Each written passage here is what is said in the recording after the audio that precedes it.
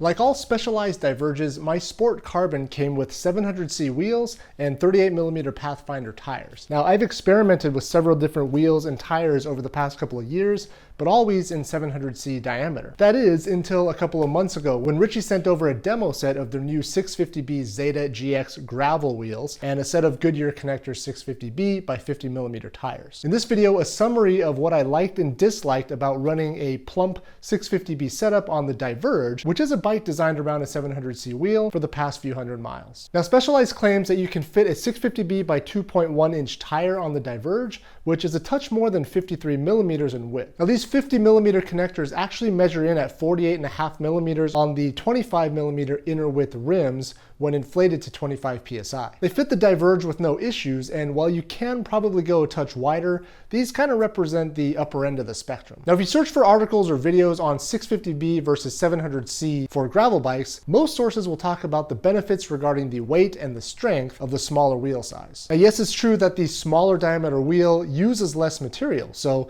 it's lighter than an identically manufactured 700C counterpart. Also, since the spokes are shorter, the claim is that the wheel is therefore stronger as well. Now, I tend to argue that shorter spokes can certainly contribute to a stiffer wheel, but not necessarily a stronger one, since strength, as an engineering term, is more of a material property than a geometric one. In either case, after riding both wheel sizes on the Diverge, I have to say that the differences in weight and stiffness between the two sizes was far less significant than I had expected. Now, of course, it's not an apples to apples comparison, but my 700C Hunt Carbon 35s with 43mm Gravel King SKs weigh about 2.8 kilograms with no cassette or rotors, while the 650B Zeta GX setup comes in at about 3.1 kilograms or 300 grams more. But this is also about 200 grams less than the stock pair of 700C DT Swiss wheels and Pathfinder tires with tubes, which come in at about 3.3 kilograms. Again, with no cassette and no rotors. Also, I've ridden dozens of wheels, and to be quite honest, it's always a little bit hard to tease out whether a wheel is objectively stiff or not. Primarily because I generally run wider tires at fairly low pressures, so it always feels somewhat supple. All this to say, I think that the weight and the strength or stiffness benefits of running 650B are just a little bit overstated. Now, what I do think makes a really big difference going from 700C to 650B are the changes in the bike's geometry and the corresponding changes in the bike's handling. So you may have heard that when you swap to 650B from 700C, the overall diameter may not actually change that much because you also generally assume you'll be running a bigger tire on the 650B setup, which in theory could yield effectively the same overall diameter. Now, in this case, the difference in diameter between the Hunt 700C with 43mm Gravel Kings and the 650B Zeta GXs with 50mm Goodyears is just under 30mm in diameter. Now, comparing the stock 38mm Pathfinder tires, the difference isn't quite as large, but it's still not insignificant. Now, it may not sound like a lot, but the reduction in wheel diameter has two primary effects on the bike's geometry: the bottom bracket height and the trail, both of which I think contribute to the bike's livelier and more flickable feel in 650B mode, if that's a word. Now, I'll start with the bottom bracket height. Even though it's only a difference of 15mm, or half the measured difference in diameter, it actually makes a noticeable difference. Now, yes, the bike does feel slightly lower, which I think in part contributes to the more rowdy and fun feel of the bike, but critically, I also got a lot more pedal strikes on rocks and roots than I ever did on my 700C setup. Now, it's possible that because I was running a wide-tired 650B setup, I was simply drawn toward rowdier terrain, but I actually think that the lower bottom bracket height is mostly what contributed to the increase in pedal strike frequency, again, even though it's only a centimeter or so lower. Now, normally I really wouldn't care, as it's never made me fall, although I've gotten close a couple of times scraping pedals over rooty sections, but I also happen to be playing around with my new Garmin Rally XC power meter pedals, which aren't cheap. So I was kind of bummed at how beat up they were getting. Okay, so lower bottom bracket height aside, I also think that the change in front end geometry, the bike's trail in particular, is probably the thing that most affects the bike's handling when downsizing to 650B. Now again, it might not seem like a huge deal, but if we look at some actual numbers, I'll show you that it's less subtle than you might think. So my Diverge has a head tube angle of 70.5 degrees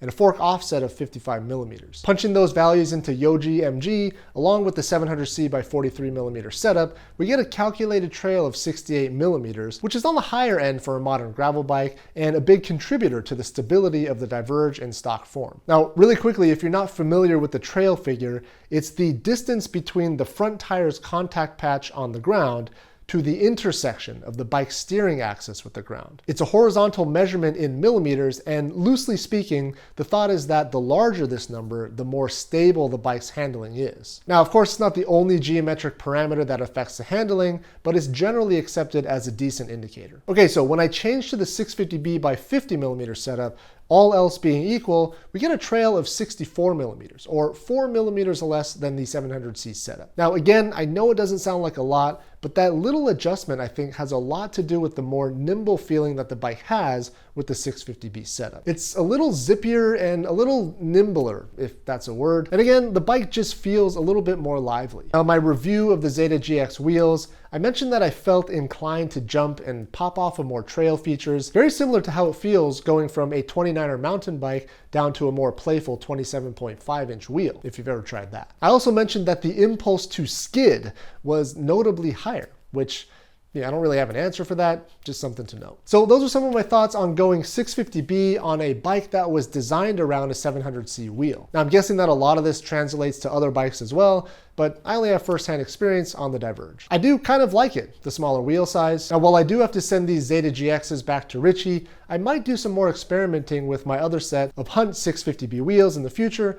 But for now, I'm going to put the 700C Hunts back on and experiment with max tire sizes. In particular, I've got a set of Rene Hurst 48mm knobbies, and I kind of just want to see if they fit and how the bike feels with really wide 700C tires. Okay, so if you're now pondering whether you should swap to 650B wheels on your gravel bike that was designed around 700C wheels, that's a tough one. And while I can't speak to your own personal preferences, I will say that if you're drawn to rowdier stuff on the trails, and you generally spend a lot of time in the dirt, and you want a bike that feels more capable through chunky terrain, then it's definitely something to consider. Now, you may not feel quite as fast or efficient as on a 700C wheel, but the ability to run a wider tire will allow you to run lower pressures and counterintuitively actually be more efficient on rougher terrain where suspension losses or impedance losses generally dominate rolling resistance. So I suppose all of this to say, if your mixed terrain riding generally consists of more off-road sections than smooth tarmac,